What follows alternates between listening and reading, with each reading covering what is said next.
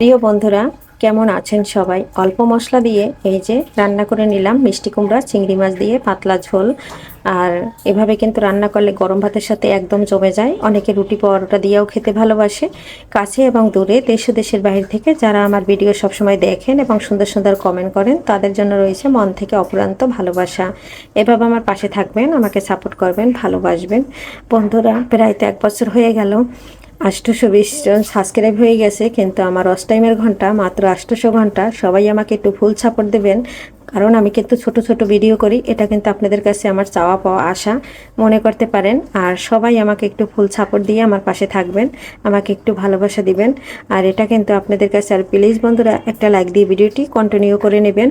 আশা রাখছি দেখতে দেখতে ভালো লাগবে। ভিডিও না দেখতে ভালো না লাগলেও বন্ধুরা ভালোবাসা দিয়ে দেখে নিলে ভালো লেগে যাবে।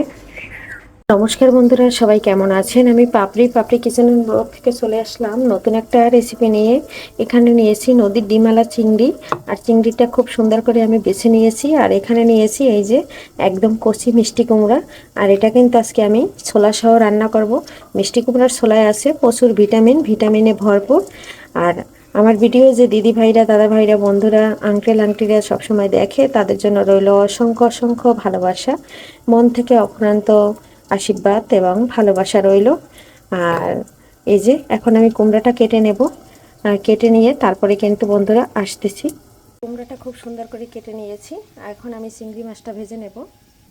কড়াই বসিয়ে তেল দিয়ে দিয়েছি, লবণ হলুদ দিয়ে দিলাম। এখন আমি চিংড়ি মাছটা একটু ভেজে নিচ্ছি। বন্ধুরা, আমি কিন্তু মিষ্টি কুমড়ার তরকারিতে কোনো ভুল করে পেঁয়াজ ব্যবহার করব না। এই যে আমার চিংড়ি মাছটা ভাজা হয়ে গেছে, আর চিংড়ি মাছ কিন্তু ভালো বড় আছে। চিংড়ি মাছটা ভাজা হয়ে গেছে, এখন একটু জল দিয়ে দিচ্ছি। এর ভিতরে আমি মশলাটা কষিয়ে নেব। কাঁচামরিচ দিয়ে দিয়েছি, আর এখন দিয়ে দিলাম হলুদের গুঁড়া, কারণ এখানে কিন্তু আমি আর মরিচের গুঁড়াটা দিব না, কাঁচামরিচ দিয়েই রান্না করব। দিয়ে দিলাম জিরার গুঁড়া। বন্ধুরা, মিষ্টি কুমড়াটা দিয়ে দিচ্ছি। এখন আমি কষিয়ে নেব।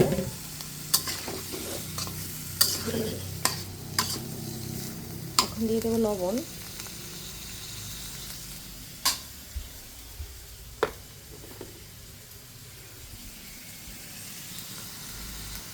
দিয়ে দিচ্ছি। লবণটা দিয়ে একটু নেড়ে ছেড়ে দিচ্ছি।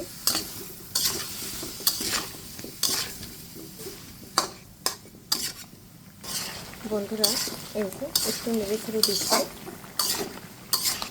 আর এদিকে কিন্তু কতটা সিদ্ধ হয়েছে। এখন আমি এখানে পরিমাণ মতো জল দিয়ে দেব। জলটা গরম জল ব্যবহার করছি। গরম জল দিয়ে একটু নেড়ে ছেড়ে দিচ্ছি, আর কিন্তু এখানে জল দিব না। বন্ধুরা, মিষ্টি কুমড়াটা কিন্তু আমার অনেকটা সিদ্ধ হয়ে গেছে। আর ছোলা সহ মিষ্টি কুমড়া কিন্তু, কচি মিষ্টি কুমড়া রান্না করলে খেতে বন্ধুরা ভালো লাগে। একদম সিদ্ধ হয়ে গেছে। আর মিষ্টি কুমড়াটা একটু ঝোল রান্না করলে এটা কিন্তু একদম শুকিয়ে যায়, তাই কিন্তু একটু ঝোল ঝোল রান্না করব। আর মিষ্টি কুমড়ায় ফোড়ন দিয়ে দিয়েছি। এখানে একটু তেলে কয়েকটা রাঁধুনি দিয়েছি। রাঁধুনি দিলে এই চিংড়ি মাছ দিয়ে মিষ্টি কুমড়া বা লাউ চাল কুমড়া যেটাই রান্না করলে যদি রাঁধুনি দিয়ে ফোড়ন দেওয়া হয়, তাহলে খেতে কিন্তু বন্ধুরা দারুণ লাগে, ভীষণ মজা হয়। বন্ধুরা, ফোড়নটা কিন্তু অফ ক্যামেরায় ঢেলে দিয়েছি। আর আমার কুমড়াটা কিন্তু একদম সিদ্ধ হয়ে গেছে। আর বেশি সিদ্ধ হইলে কিন্তু কুমড়া খেতে ভালো লাগে না। এখন আমি দিয়ে দেবো ধনেপাতা। ধনে পাতাটা দিয়ে দিচ্ছি, দিয়ে একটু নেড়ে ছেড়ে দিচ্ছি।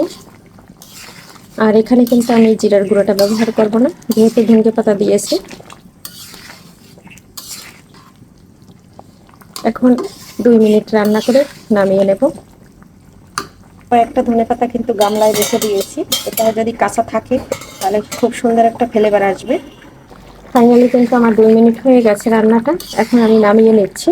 আর এই মিষ্টি কুমড়ার ঝোল কিন্তু থাকবে না, একদম টেনে যাবে।